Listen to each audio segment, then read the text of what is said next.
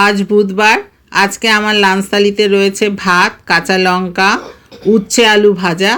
আমি কড়াইয়ে তেল দিয়ে শুকনো লঙ্কা ফোড়ন দিয়ে উচ্ছে আলু দিয়ে দিয়েছি। তারপর নুন, হলুদ, সামান্য চিনি দিয়েছি। তোমরা চিনি নাও দিতে পারো।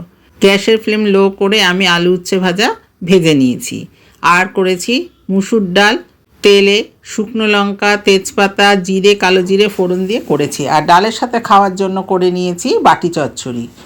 বাটির মধ্যে আলু, পেঁয়াজ, টমেটো, সর্ষের তেল, নুন, মিষ্টি, হলুদ দিয়ে ভালো করে মেখে নিয়েছি। তারপর কড়াইয়ে বাটি দিয়ে ঢেকে দিয়েছি। আর করেছি ডিমের কারি।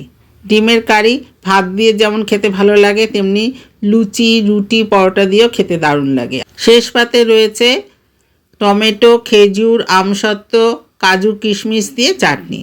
এই রকমই ছিল আমার বুধবারের লাঞ্চ থালি। তোমাদের যদি এই লাঞ্চ থালিটা ভালো লেগে থাকে তাহলে একটা লাইক করে দিও। Thanks for watching.